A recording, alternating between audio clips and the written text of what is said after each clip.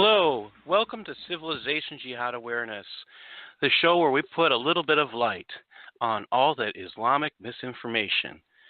Today, we have a show that makes authors like me thrilled, and I don't want to spend too long on getting into this because we have a guest here today, Dr. William Bradford, who has information to share with us that we've all pretty much thought during the course of the years under Obama. We'll call him that today, or Obama, if you want to call him that. But I'll tell you, the stuff that I wrote about in my book, I really feel justified with.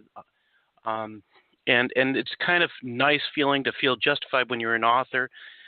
You always, sometimes you have your thoughts, maybe I shouldn't have, maybe I should.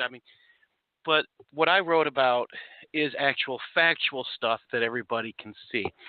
But I want to get into, hello, welcome to Civilization Jihad Awareness, the show where we put a little bit of light on all that Islamic misinformation. Today, we have a show that makes authors like me thrilled, and I don't want to spend too long on getting into this because we have a guest here today, Dr. William Bradford, who has information to share with us that we've all pretty much thought during the course of the years under Obama. We'll call him that today, or Obama, if you want to call him that. But I'll tell you, the stuff that I wrote about in my book, I really feel justified with. And it's kind of nice feeling to feel justified when you're an author. You always, sometimes you have your thoughts, maybe I shouldn't have, maybe I should. But what I wrote about is actual factual stuff that everybody can see. But I want to get into one more thing before we have Dr. Bradford on and tell you a little bit about him. But I want to read this one piece. It is the reason why we do everything we do on this show. It's a piece from the explanatory memorandum that was used in 2007 as evidence in the United States versus the Holy Land Foundation trial, the largest terrorist finance trial ever in the history of the United States. This document revealed for the first time the United States government and its people have a real enemy, a group that had previously been dismissed as someone to watch, but not to be concerned over. The document had one all-important section. Let me read that. It says simply, the process of settlement is a civilization jihadist process with all that the word means. The Ikhwan must understand that their work in America is a kind of grand jihad in eliminating and destroying the Western civilization from within and sabotaging its miserable house by their hands and the hands of the believers, so that it's eliminated and God's religion is made victorious over all other religions.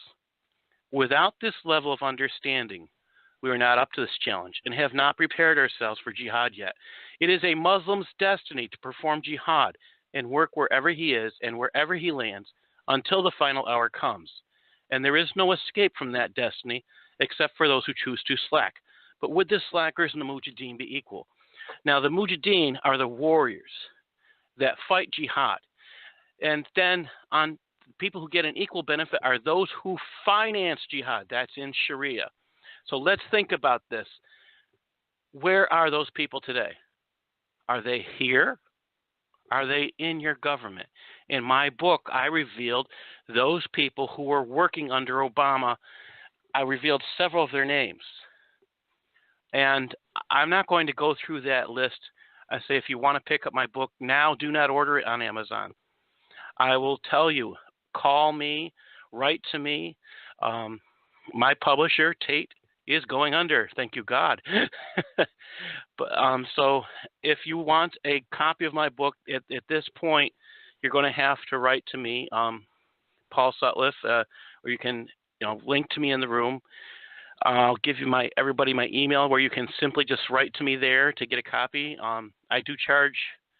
I'm going to be charging $15 for the copies because I need to get rid of them. BEREAN_research@yahoo.com.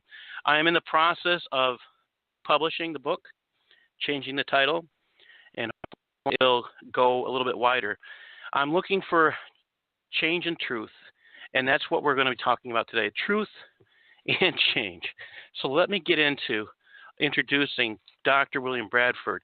Dr. William Bradford is an insider. He is a guy who has worked with DHS, and he's going to come on in just a few seconds and talk to us about what he observed. Did he see the Muslim Brotherhood while he was there? Did he work with Ari Khan? This is DHS. He was there. So what did he see? So I'm going to, everybody give a warm welcome to Dr. William Bradford. Hello, Dr. Bradford. Good evening, Paul. How are you? Pretty good. Thank you for joining us. Oh, you're very welcome. I enjoyed your recitation of the letter. I believe it was from Ayman al-Zawahiri to Abu Musa Zakarwi, and it was very specifically outlining the goals of at that time Al-Qaeda, which has now morphed into ISIS and been subsumed within. Well, no, this paragraph comes exactly from the explanatory memorandum. From 1991? Yes. Yes, right, and it was carried forward in that letter by Zarqawi, and in fact they've been consistent with their objectives for going on 25 years now, and so. Yes, thank you for having me on. And as I thought about that, I hope that your listeners were thinking to themselves, exactly how would radical Islam go about seeking to undermine us from within? What would they need to do? What would be the institutions or the high ground that they would need to capture in order to be able to undermine us and capture us from within and turn ourselves against us? And I submit to you there are principally three: government, the media, and the academy. Colleges and universities, all the way on down to the elementary schools. Those are the instruments of production of ideas and the dissemination of ideas. If you control those, you control everything, and that's exactly what they're about. And we don't really think about how intricate that is, because they get so. I guess the right way to put it is they really get so deep when they're looking at things. They want to go back in. They want to get into the depth of government. And I say that because they infiltrate every level of government. We're not just talking federal. There's so many different levels of government they get into. It's fascinating that we think we're only being a little bit of infiltrated when it's a lot deeper. So, Dr. Bradford, it's deep, and also the framers, the former president, the former occupant of the White House, whose name I prefer not to mention, stated with frequency that Islam and Muslims were part of the fabric of the founding of the United States, and that is just a categorical fiction. In fact, the United States was a weak country at its founding. It was successful in fighting an insurgency against Great Britain.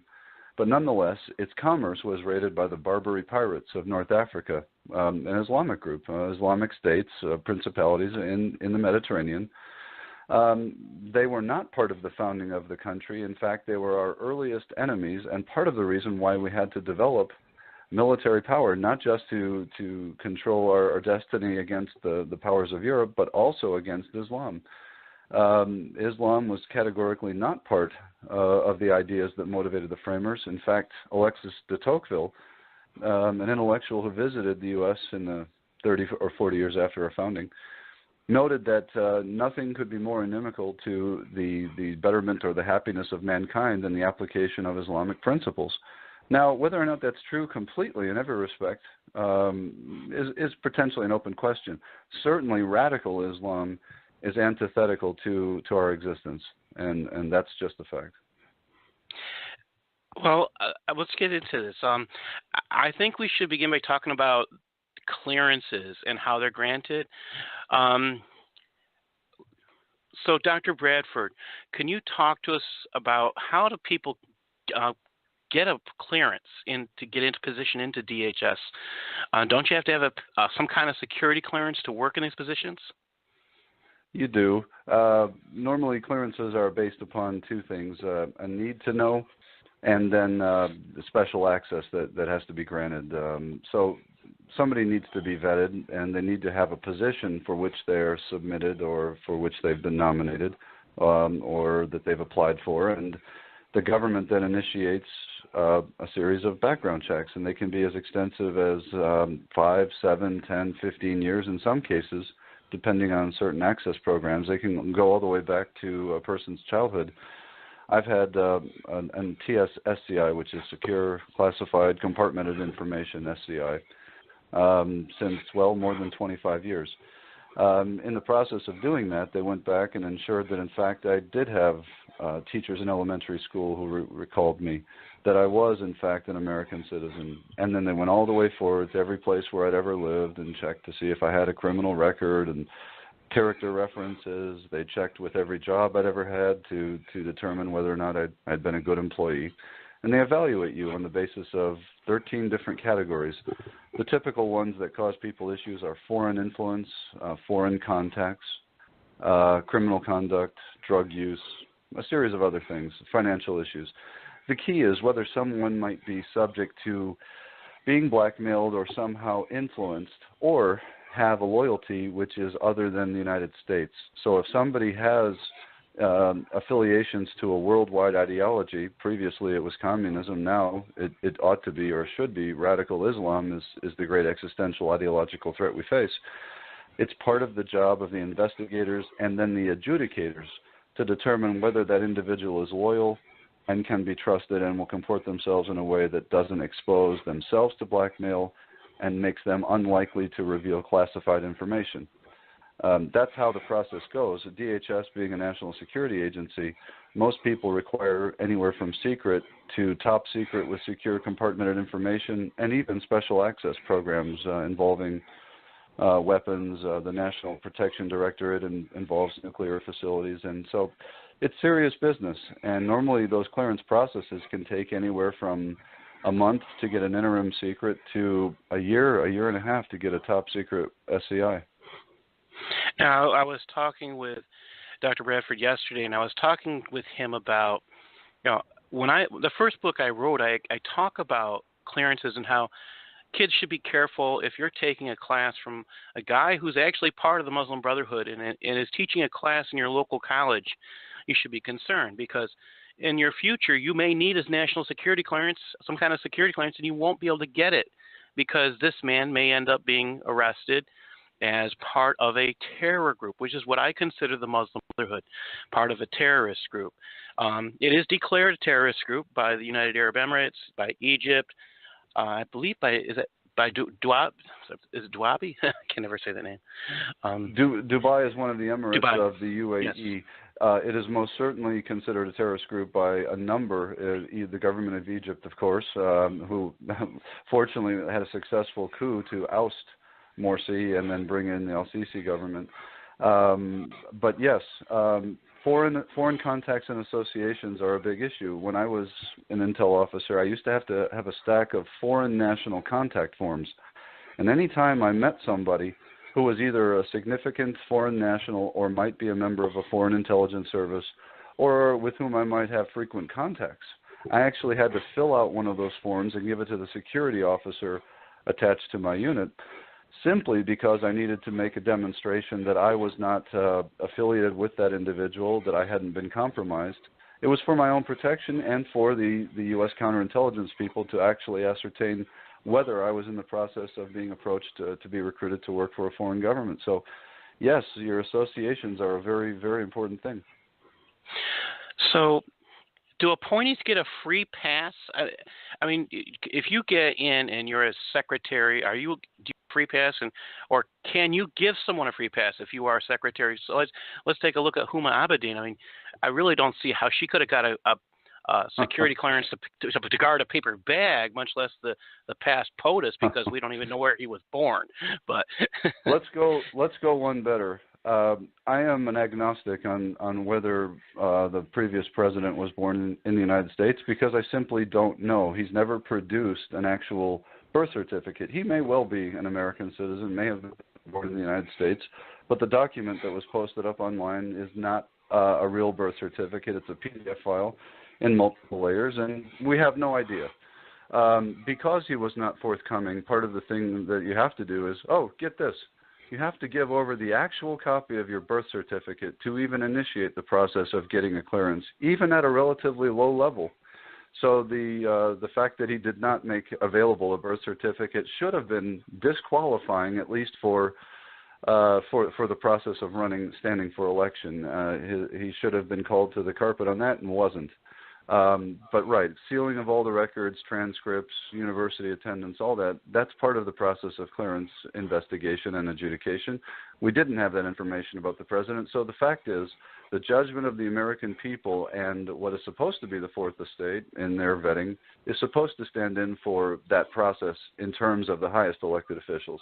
It, however, didn't work. It didn't do its job. Subsequently, yes, high-level officials are subject to political interrogation in the Senate.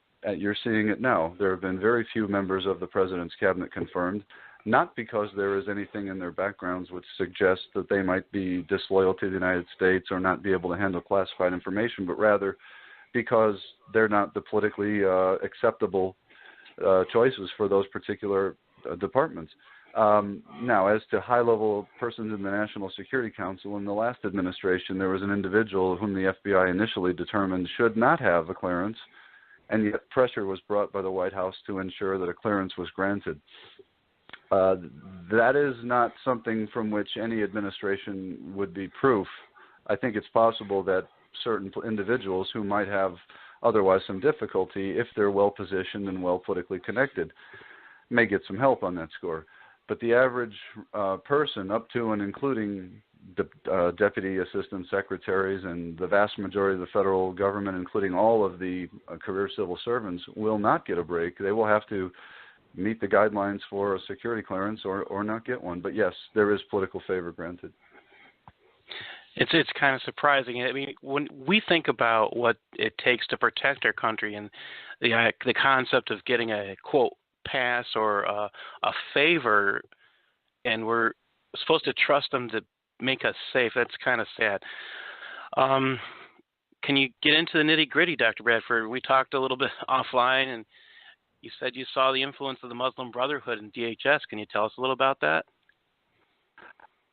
Because I have aspirations to a job in the administration, I want to tread a little bit cautiously, and because I don't have the assets to pay a defamation claim, I want to make sure that I tread a little cautiously there too in terms of specific names. But let me say this. Two vignettes that I would like to describe for you that will give you a sense of just how penetrated DHS was by a preference for radical Islam and a determination not to do those things which were necessary to safeguard the country. I'll give these two vignettes to you. Three, actually. There is an Office for Civil Rights and Civil Liberties within the Department of Homeland Security, and one might expect that there would be, because it's reasonable that Americans fearing an all-powerful government would want their private information protected and wouldn't want to be unfairly the subject of investigations by their own government. That's fair. The Civil Rights and Civil Liberties Office within DHS held annual meetings across the whole of the department, principally at the headquarters level, to try to coordinate policies governing how business was conducted. It devolved largely into how do we make sure that DHS does nothing to guard against the Islamic threat against our country.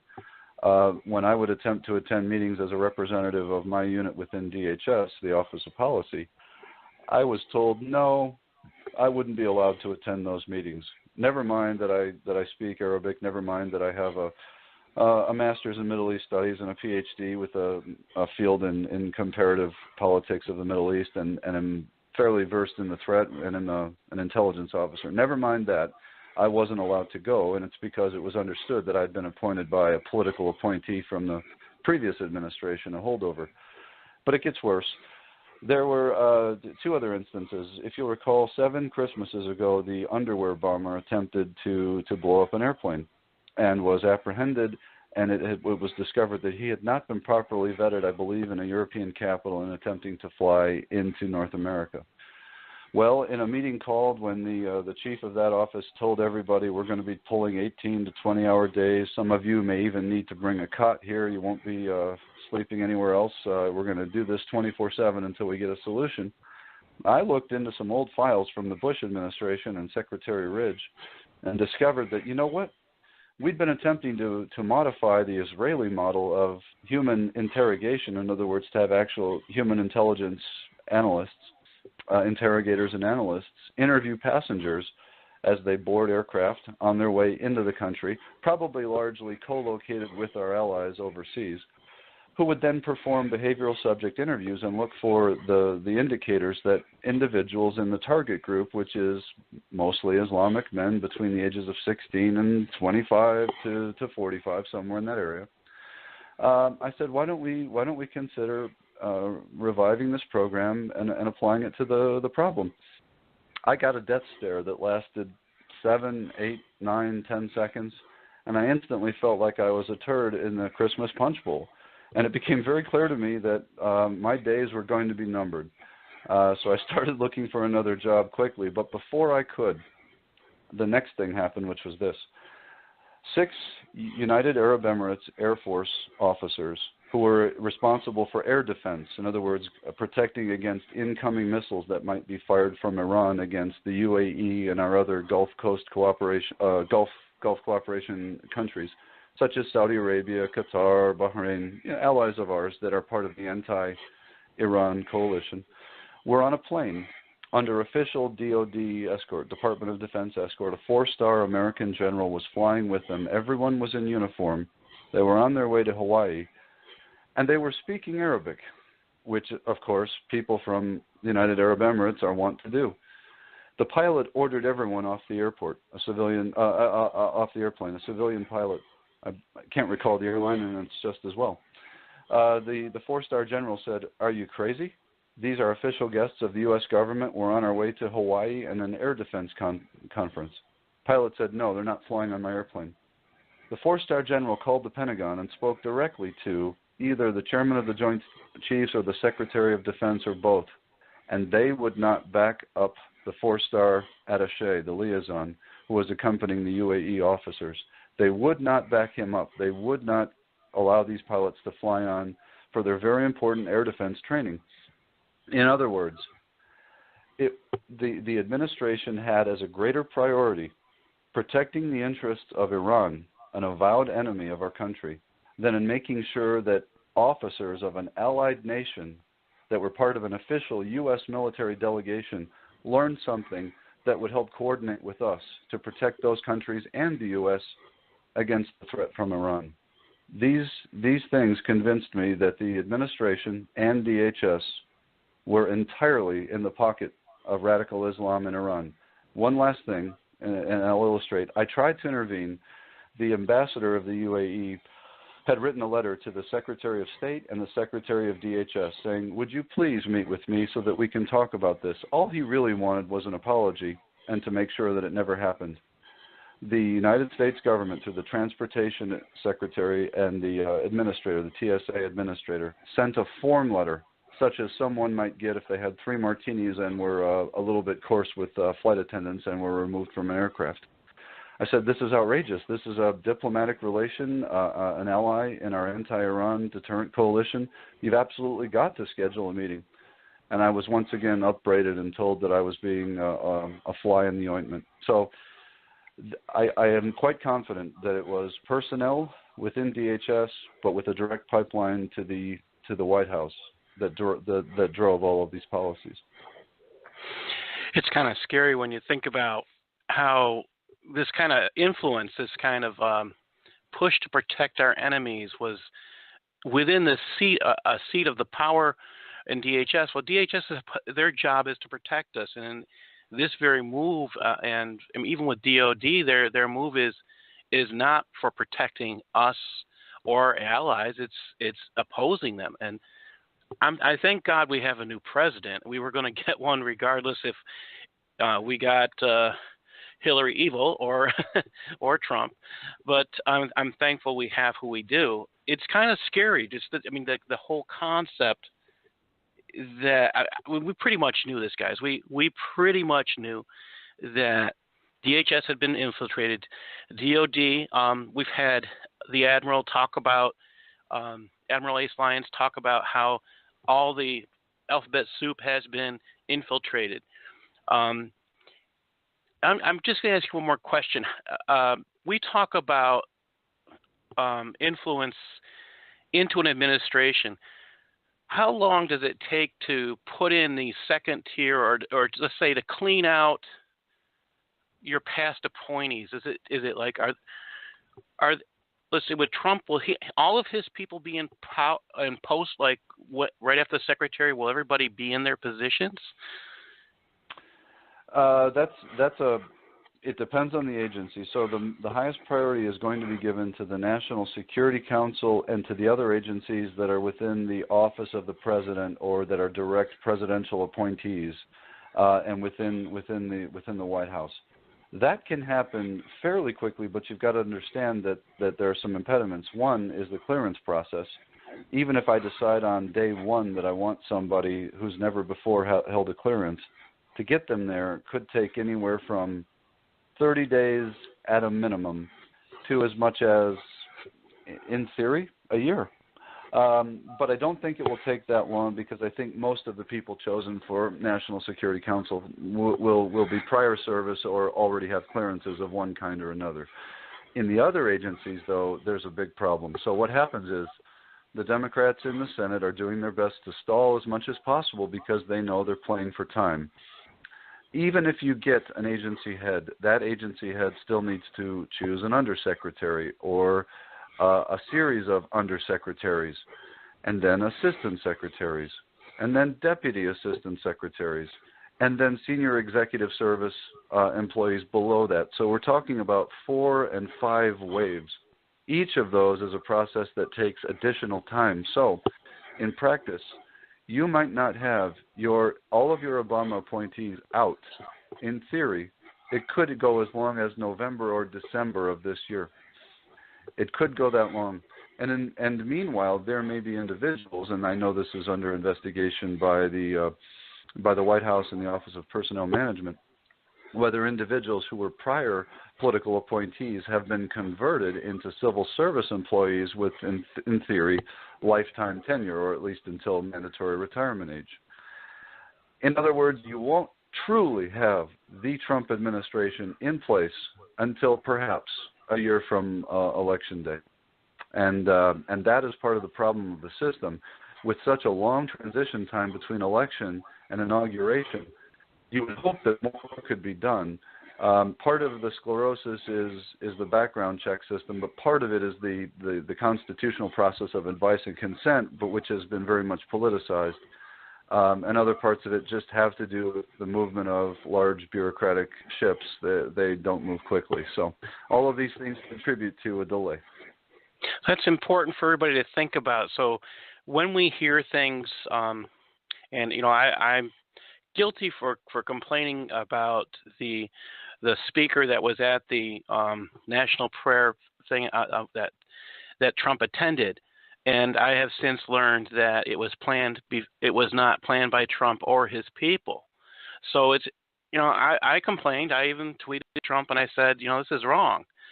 But you have to go with when you learn, you have to admit you make mistakes. I was wrong to complain because, again, Trump was not responsible for the planning of this event. It was probably planned when they thought Hillary was going to win.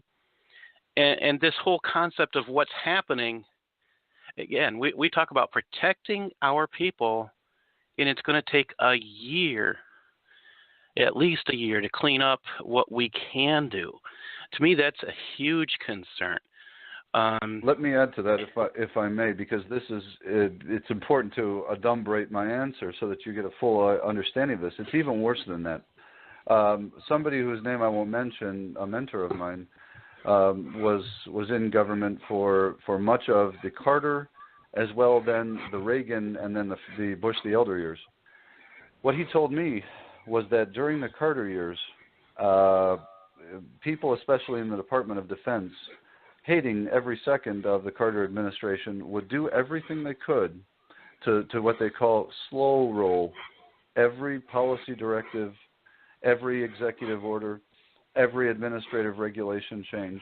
In other words, to obstruct, to impede, to obfuscate, to gum up the works, so that change would be incrementally less, take longer, and less damage would be done by the time the next, hopefully, and then in this case, President Reagan was elected in 1980, until the next president could be elected. So in other words, you may have civil servants, even within the agencies that are not political appointees, but who will be engaged in this process, and then it will become a matter for government political appointees to seek to root them out if their behavior can't be modified. The further problem is we are a nation of laws, and the National Merit Protection Systems Board exists to provide a forum for civil service, career civil service employees to complain if all of the I's are not dotted and the T's are not crossed in the process of encouraging changes in their performance and ultimately in getting rid of them. So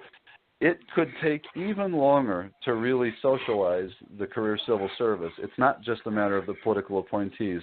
So I say give him a little bit of time. Executive orders are powerful, but just like the last president, they don't have the durability of statutes. And so it's going to be important to try to pass laws that are more enduring, even achieve constitutional amendment or interpretation in the courts where necessary to further give some power and durability to the transformation that this administration is imposing. Thank you. These are really, really important points. I know that we've been talking a little bit, and you're excited about the change. So I'm going to ask this one so everybody can hear it. We now have a president who is willing to name the enemy. Is this the type of thing that gets men like you ready for action again? I've never stopped being ready for action, and because I'm now at a point in life where I can't do the things physically that I used to do, and I always was an intel officer, so my contribution was largely with the brain rather than the brawn. That's not to say that I wasn't good at PT. I did just fine, but I've always been ready, and I've tried to be contributing even during the last 8 years by fighting within the war of ideas. We largely are fighting an ideological foe. Ideas move people. People take actions which have effects in the world. I've been trying to fight in that battle space, and I think principally that's where the battle needs to be fought and won. I hope to be able to join the administration, or if outside the administration, to be able to influence it in ways that are helpful in order to defeat the enemy that we face. And I think that the academy, the media, government, those are the three principally most important institutions. But then there's also the private sector, being happy, creating prosperity, creating jobs, creating strong families with good values. These are ways that everybody can play a role. For me, I'm hoping that I have an opportunity to contribute ideas. I think we discussed the proposal for a national security strategy that I've just drafted for President Trump, which outlines 14 points. Yeah, that's the next thing I want to get to. These 14 points. I'm going to read them off, and I'll tell you, if you hear something you love, people, just scream and yell, because these are. I want you to listen to how simple they are. I'm not going to read the definitive pieces. You can find this on Digi News. Is that the correct way you say that? I could not figure out how to say it. Digi News. It's the online spinoff of the Washington Times. Com with two M's. COMMDIGI News.com, and then you'll find my column. It's listed under Brute Strength. BRUTE. Strength. And you're called on this one. You're called William Brute Bradford. I love it. Yeah, that's a nickname I've earned.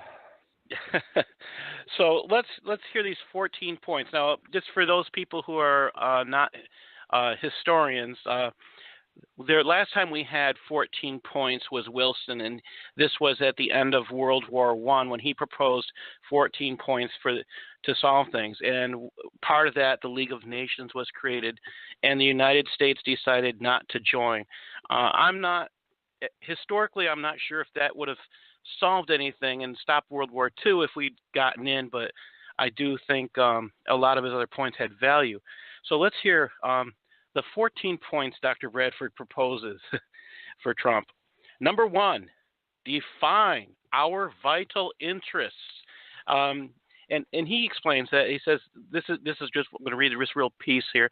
The U.S. Constitution is predicated upon protection of life, liberty, and property, representative government, and Judeo-Christian obligations. These are the vital interests Americans must defend. No other considerations must motivate Americans to, and this is Wilson's words, Mr. Progressive, devote their lives, their honor, and everything they possess. We must abstain from humanitarian intervention, nation building, non-essential regime change, and all military operations not driven to these interests.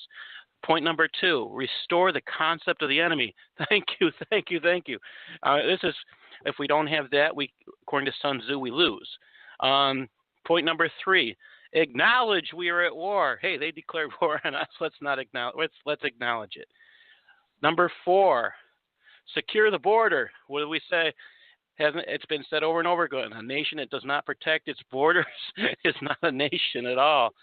Number 5, eliminate the internal threat. I think that is a huge piece. We have to acknowledge there's a threat in order to eliminate, and then you have to admit it's internal.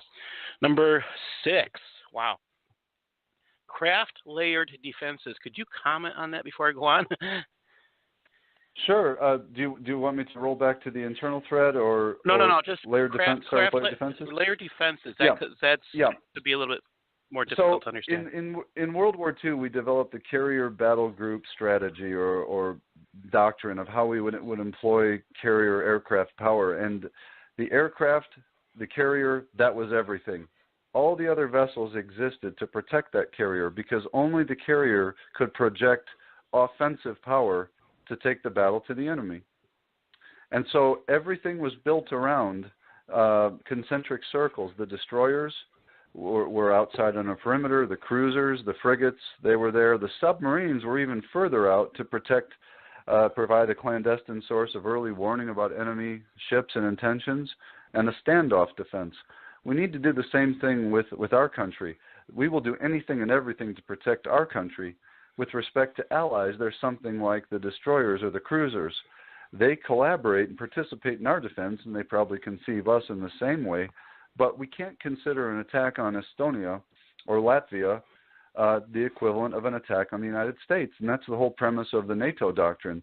That's irrational. It's not necessary. We can't afford it, and it's not something for which Americans should ever be called to fight. So the submarines might be something like the Gulf countries, which have an immediate and existential threat from radical Islam. They can provide intelligence. We can sell them weaponry. We can collaborate with them on intelligence sharing, perhaps heavy lift if they want to send troops to battle. But we don't consider them absolute vital interests, only the United States and those vital interests we defined before. That makes a lot of sense. Number 7, fight over there. That's a pretty simple one. Number 8, engage in anticipatory self-defense. Can you define anticipatory self-defense for everyone? I will. The idea is that we needn't wait until the marriage of weapons of mass destruction and the intent to do us damage coalesce. Before that happens, we need to act. So, for example, Great Britain has nuclear weapons, as do other countries in the world. India, for example, I'll just choose them. Is that a problem? No. Why? We are not the slightest bit concerned that either of those two countries would ever use those weapons against us. However, there are some countries, Iran being among them, as well as non-state actors whose possession of those weapons constitutes an existential threat given their capacity coupled with the intent. We don't need to wait until it reaches that point. We need to act before at a lower cost, both to ourselves and to them. So we need to take the battle to the enemy. If there are going to be Hiroshimas and Dresdens, they need to be in Hiroshima and Dresden or in Baghdad or in Tehran, not in Detroit, not in Pittsburgh, not in Miami. So that's we need to develop the legal doctrines, which we have. I've written extensively about that to support engagement in advance of the marriage of capacity and intent. Number 9, we had a discussion about how it reminded me of Reagan. Number 9, trigger an Islamic Reformation. Now, he has two perspectives with this and what this means. So the idea of Islamic Reformation may not be what you think Dr. Bradford is trying to say. So I'm going to, if you would go, or do you want me to, I could just read this piece, Sure. because it's very short. Okay, until 1648, the Ottoman Empire waged war against Christian domains and expanded its reach as the energies of European states turned inward in bloody internecine battles between Catholics and Protestants.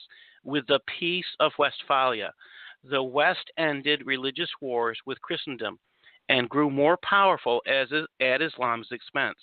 The emergence of radical Islam, in stark contrast to the Islamic liberalism prevailing in Jordan, the UAE, and Egypt, presents an opportunity to fuel an incipient Protestant Reformation, currently sparking civil wars in Syria, Iraq, and Libya. By fomenting Islamic civil war and backing Islamic protesters, the U.S. can turn Islamist energies inward, make Islamic allies shoulder more costs and burdens, and speed the, now here's the interesting word here, delegitimization and defeat. So that's an interesting point. I've only heard a few people actually say this, so I'm really impressed that that's in here. Point 10, create a new collective security institution. Could you comment on that? Sure. We've been predicating everything upon NATO since probably about 1949, 1950, because the UN doesn't work.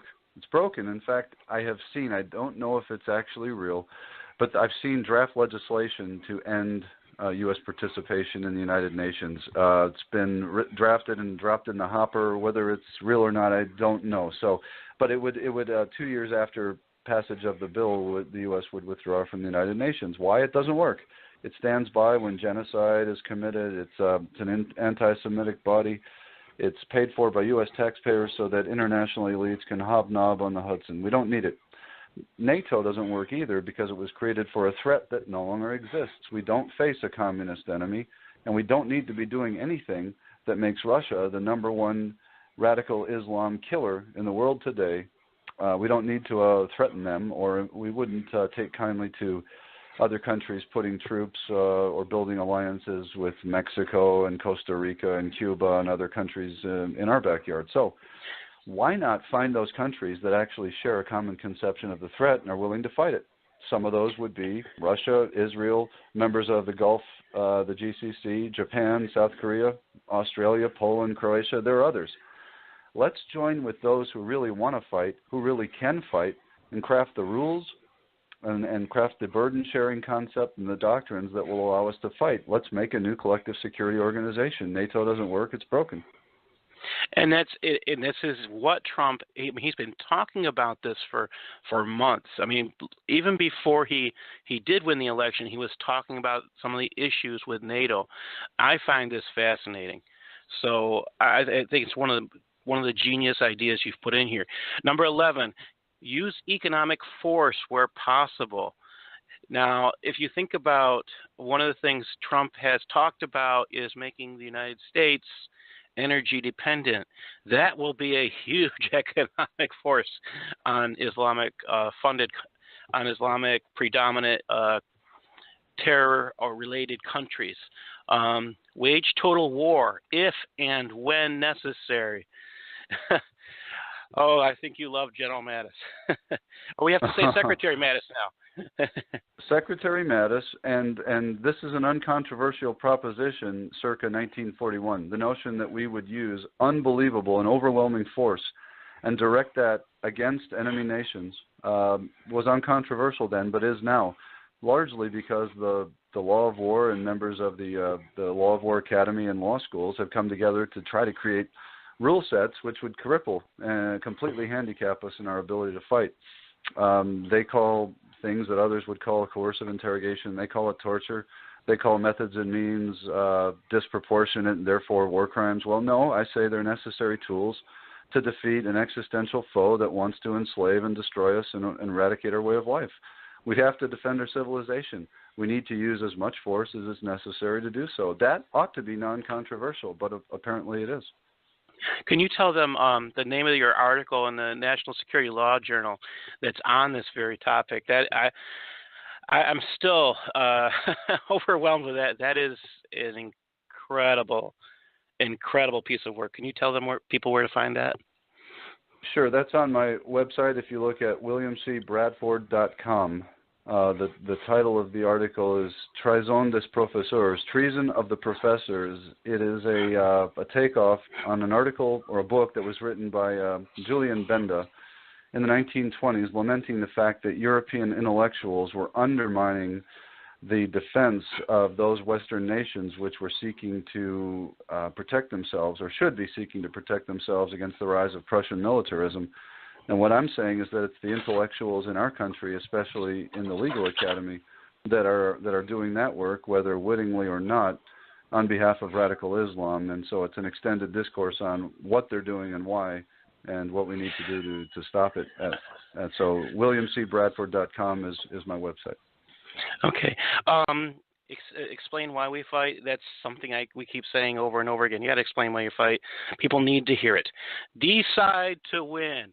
No, problem with problems with being a Christian is you don't use certain offensive words, but there's some offensive words I would use to the last president who didn't have the balls to say we're going to fight to win.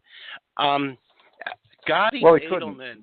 Gotti Edelman is he couldn't because he wouldn't want to fight his friends. I think it's fair to say that if you examine the Obama presidency, the only beneficiary was the Islamic Republic of Iran. And you might say, well, what about Obamacare? I think most of the people that have received insurance find that they're paying a car payment a month in terms of the premium and a small house payment at the end of the year in terms of a deductible. And it's just no good.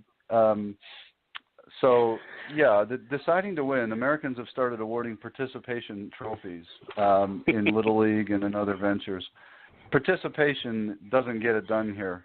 We need to get to a period of time where we have won. In order to do so, you've got to decide to do it, and that means getting your hands dirty. You can't win any other way. And unless you want our grandchildren fighting this war, we've got to do the things now. That's the gift that we can give the next generations. And if we don't, then shame on us. Dr. Bradford, I have one person who wants to ask you a question. Gotti Edelman is one of our hosts, and he's on Thursday nights, and he's a very good into national security. I'm going to bring him on and let him introduce himself. Hello, Gotti. You're with us. Good evening. Hey, how you doing, Paul? Thank you. Good evening, Doctor. Good evening, sir. How are you? Good. How are you, sir? I'm well. It's nice to be with you.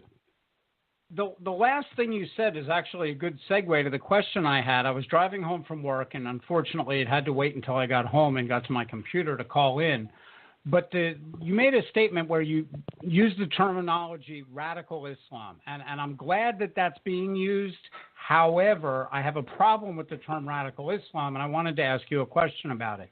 The last thing that you were just talking about was about having our grandchildren fight this war.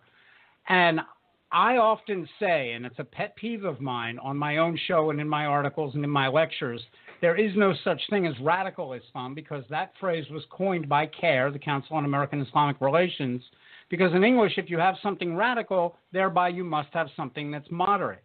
And I talk about devout Islam versus non-devout. Would you agree that we need to get rid of this terminology of radical Islam?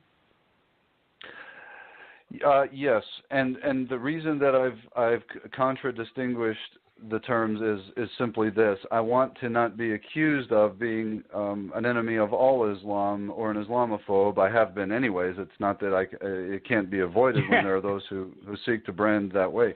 Let me say this: I spent a couple of years in the UAE teaching senior military and civilian government officials subjects like strategy, law of armed conflict, international law, diplomacy, negotiation, all the skill sets that they need. And they are as committed as can possibly be to wiping out those who take literally the surahs in the Quran, which call upon the believers to wage jihad against the infidels until all the world is Islam, or at the very least, until the jizya, the non-Islamic tax is paid, and all non-Muslims are reduced to dhimmi status. They want to wipe that body of thought off the face of the earth because I believe in the UAE, in the elites within Jordan, in Egypt, and elsewhere, they have achieved something like that which we have achieved, which is that religion is largely a private matter. It is not something which is taken necessarily literally in the sense that it is a call to motivate action on its behalf. Rather, it is thought to be culturally and temporally bound to a particular place and time. I don't want to suggest that it's purely buffet style, but at least it has ceased to be a political screed and a doctrine for action long since. And it could never motivate the UAE, even Qatar, other countries to wage jihad against us. To that extent, if you want to call it non-devout or a private version of, or a secularized, or some form of an Islamic ethno-cultural identity, with which it's possible to coexist, I'll accept that. I'm not wedded to any particular terminology. No, and I agree, and the reason that I allow people, for lack of a better term, I shouldn't use the word allow, when they're on my show, when we're speaking to groups, and I allow people to use the term radical Islam, is for the past 8 years, we couldn't get the administration to admit there was any type of radicalism with Islam in the same sentence. So it's nice that people are utilizing that now that he is no longer in office. However, I often use, for example, Major Nidal Hassan as a perfect example of devout versus non-devout, as opposed to radical, because he grew, he was born in Roanoke, Virginia. He grew up in the United States. He joined the military. He was a doctor, and he became more devout. And then we had the Fort Hood shooting, and you saw these signs along the way. So I think in order to get to the point where we won't have to deal with our grandchildren facing this issue, we need to educate people on the difference of the types of Islam that are out there, as you just spoke about. Because, yes, there are, and having grown up in Israel, I know there are Muslims who call themselves Muslims that I did not concern myself with. I didn't worry about turning my back on them because I knew well enough to know, although they said, I'm a Muslim, they never read the Quran, they never stepped foot in a mosque, and they were Muslim because mommy and daddy told them they were Muslim. And there's a big difference between that individual and the type of individual that starts really, as you said, taking those surahs literally. And I would submit to you that in our country, the United States, many people of both the Jewish and Christian faiths have achieved something of that status insofar as what they really adhere to is not so much anything like an interpretation of those faiths that would permit taking up the sword, but rather they've extracted the natural legal principles, the Ten Commandments, that which is the real core and essence of it, but is also commensurate with the Constitution and the universal principles that are embodied in the American Constitution.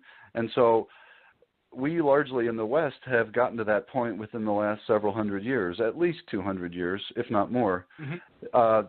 If we can get the Islamic world to that point, then we can succeed. And I think the way to do it, and my students hectored me.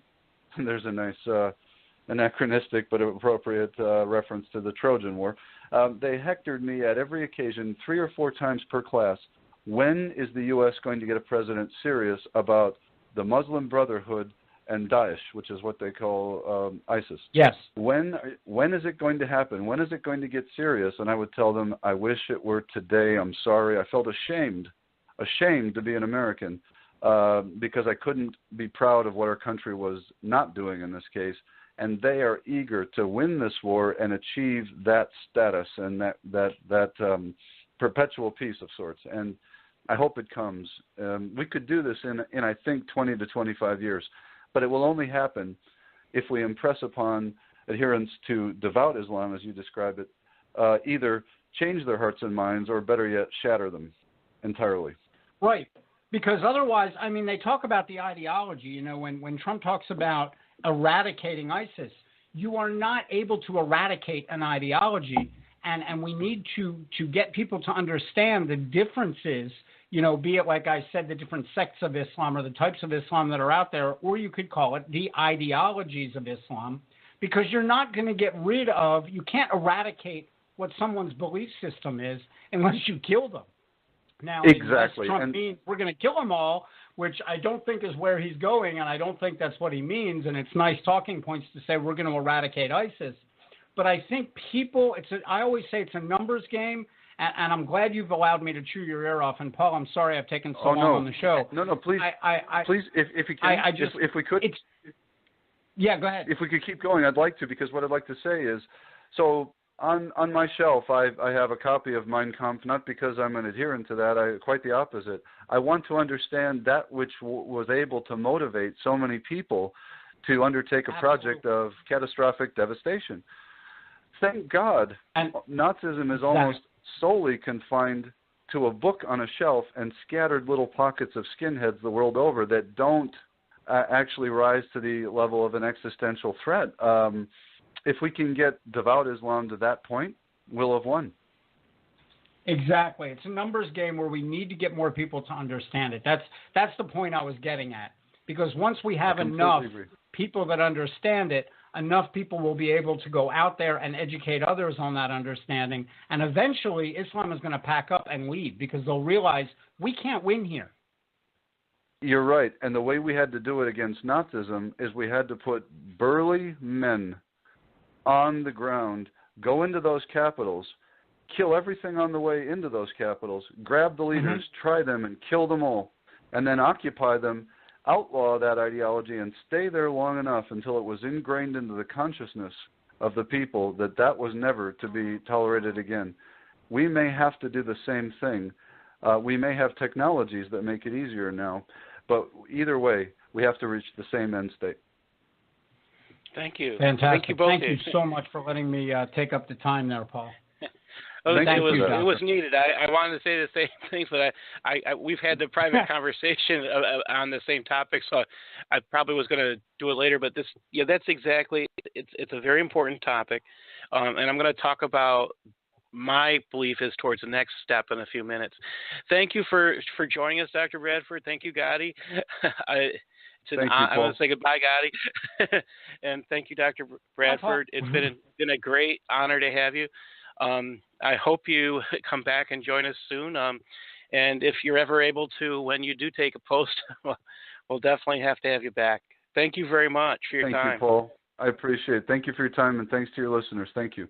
God bless. Bye. Bye-bye.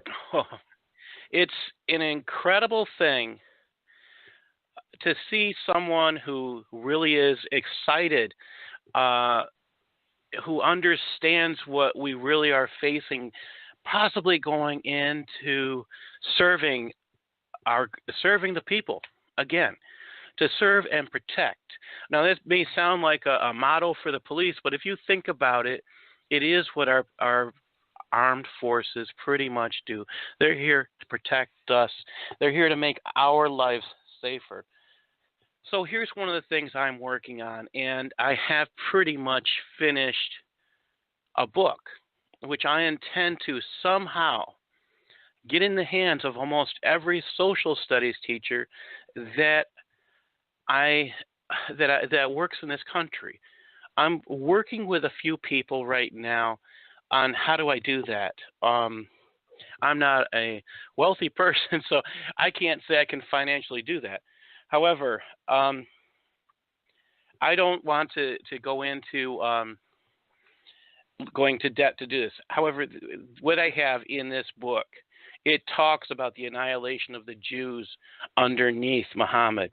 It gives the Islamic illustrations of the violence that happened under Islam. And this is what's not taught in public schools. So what I want to do is change what's taught. Right now there are 5 pillars. They don't teach anything. When they start teaching Islamic civilization, they don't teach historical Islam. They teach some fancy thing. So how do we get the truth out? And that, again, it's not the social studies teacher's fault. It's what they've been taught. And they are generalists. And this is one of the things we cannot blame them. But it's time for us to do what we can to educate those people. I blame their teachers. I blame the professors in the colleges for not giving the correct information. And who are those professors? They tend to be Muslim Brotherhood friendly. So let's think about that.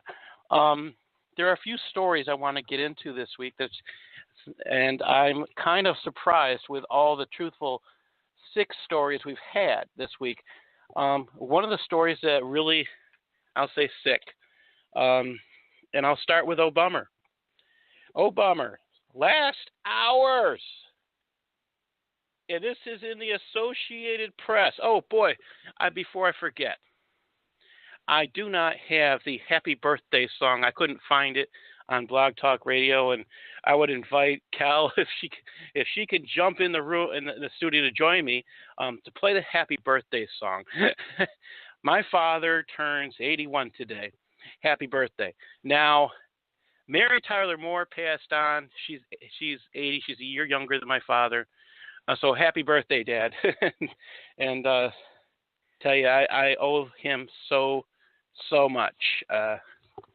I did not want to forget that. I'm here doing a show with you, and this is his birthday. Thank you all. Again, I want to get back to this story. U.S. sent $221 million to Palestinians in Obama's last hours. Associated Press wrote this.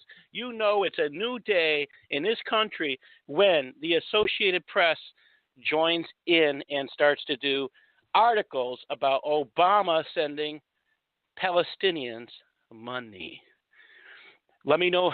Give me. Thank you, Cal. Let me know when you're ready. Give me a point when if you can do that. Officials say that Obama administration, in its waning hours, defied Republican opposition and quietly released $221 million to the Palestinian Authority that GOP members of Congress had been blocking. A State Department official and several congressional aides said that the outgoing administration formally notified Congress it would spend the money Friday morning. The official said former Secretary of State John Kerry had informed some lawmakers of the move shortly before he left the State Department for the last time Thursday. The aide said written notification dated January 20th was sent to Congress just hours before Donald Trump took the oath of office. Okay, if this is not treasonous, somebody explain to me how it is not.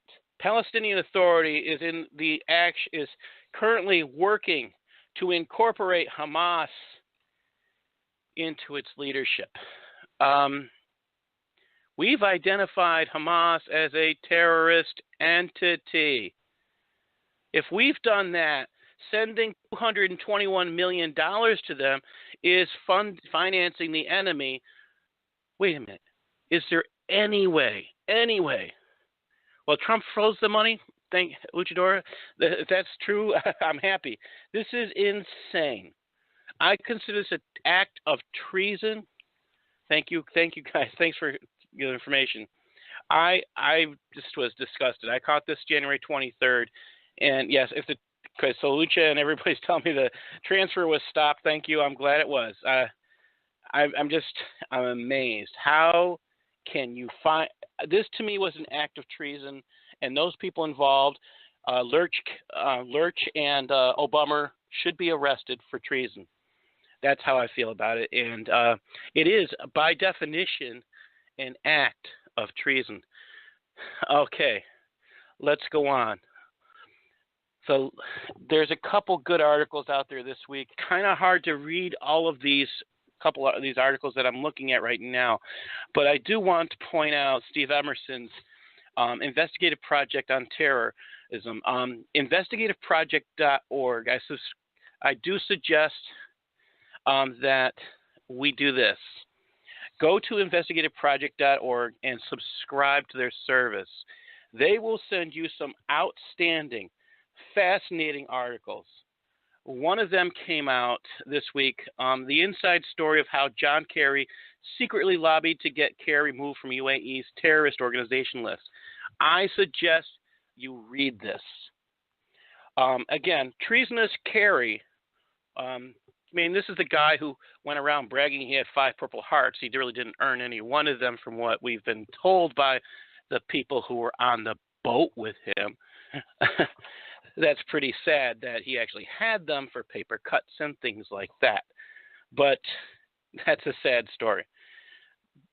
I think if we have somebody lobbying to protect an identified terrorist group in another country, we are becoming a partner with a terrorist group. Who cares if they call themselves something different here?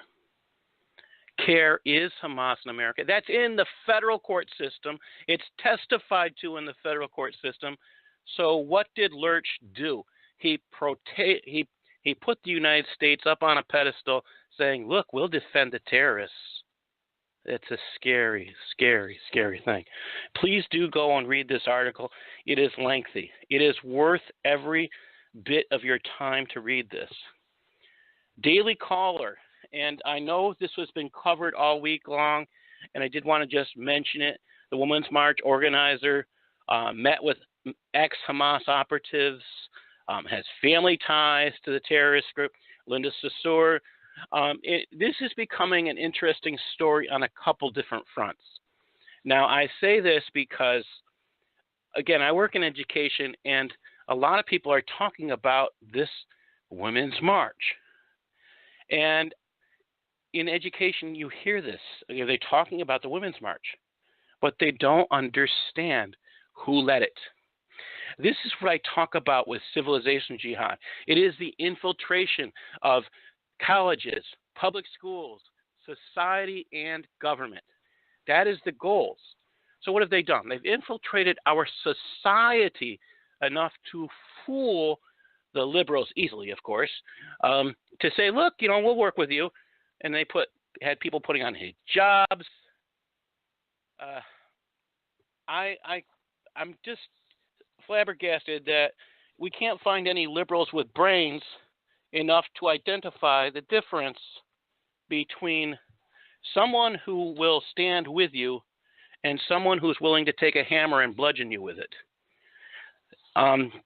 Thank you. We're going to play the happy birthday song for my father right now. Thank you very much, Cal. Go ahead.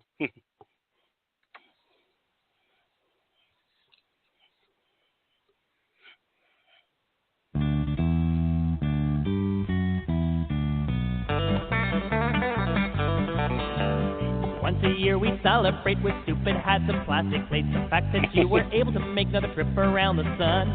And the whole clan gathers round and gifts and laughter do abound. And we let out a joyful sound and sing that stupid song. Happy birthday, now you're 1 year older. Happy birthday, your life still isn't over. Happy birthday, you did not accomplish much, but you didn't die this year, I guess that's good enough. Let's drink to your fading health and hope you don't remind yourself your chance of finding fame and wealth decrease with every year.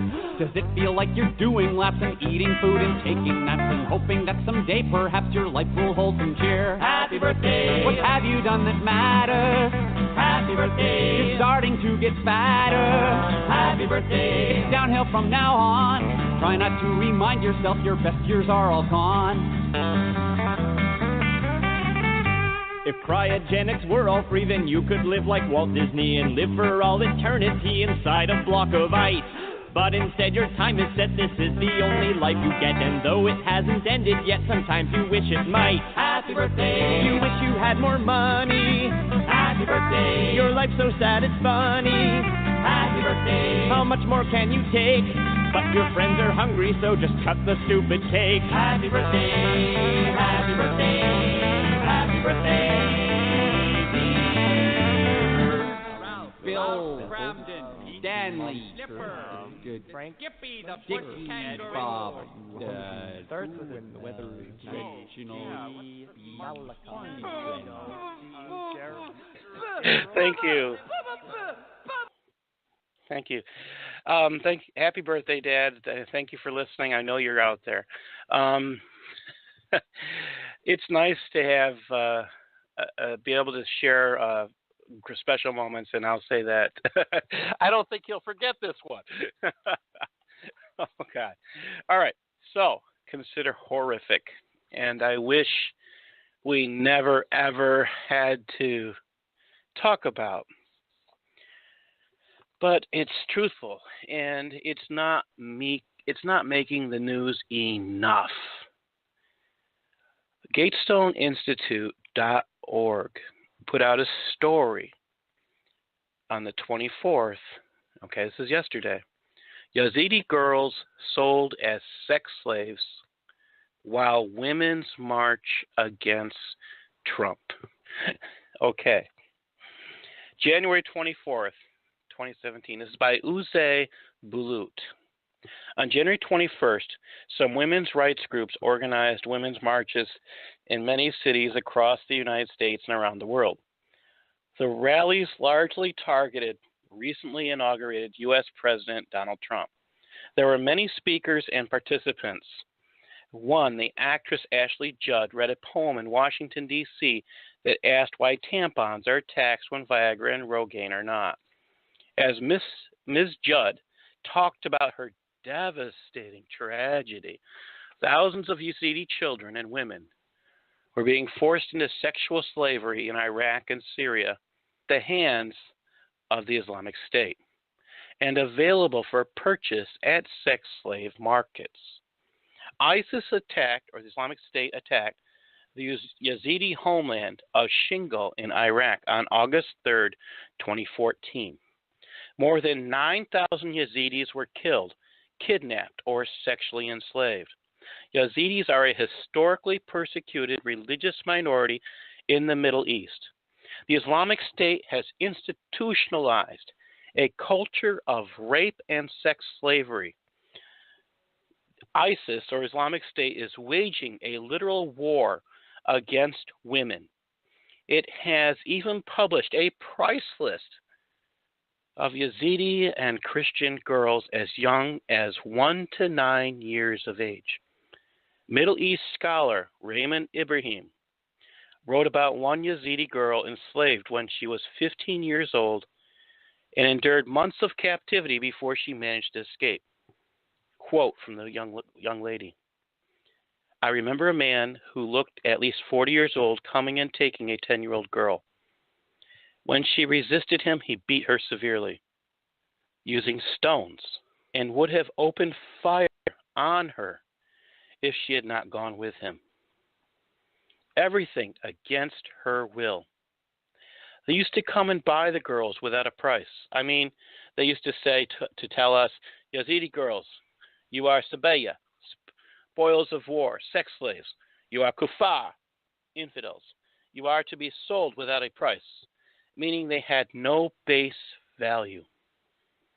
Some Yazidi girls were sold for a few packs of cigarettes. Every day I died 100 times over, not just once. Every hour I died, every hour. From the beating, from the misery, from the torture, she said. Mirza Ismail, founder and chairman of the Yazidi Human Rights Organization International, said in his speech at the U.S. Congress, according to many escaped women and girls to whom I spoke in northern Iraq, the abducted Yazidis, mostly women and children, number over 7,000. Some of those women and girls have had to watch 7 to 8 and 9-year-old children bleed to death before their eyes after being raped by ISIS militia multiple times a day. ISIS militias have burned many Yazidi girls alive for refusing to convert and marry ISIS men. Why? Because we are not Muslims, because our path is the path of peace. For this we are being burned alive for living as men and women of peace. In December 2015, reports disclosed that ISIS was selling Yazidi women and children in the southeastern city of Gaziantep or Antep, Turkey. Gaziantep has come to be known for the widespread Islamic State activities in the city. However, this and many other threats did not stop women's rights defenders in Gaziantep from protesting the Turkish government's inaction in the face of Islamic State activities. An activist from the group, Gaziantep Democratic Women's Platform, Fatma Kaskantimur, read a statement to the press which said in part that the jihadi gangs fighting in Syria has received the biggest support from Turkey and that the cell houses they use are known by everybody.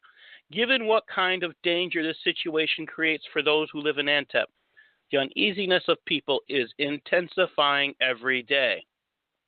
Even under these conditions, women's rights defenders in Turkey, particularly Kurds, kept struggling and protesting the government.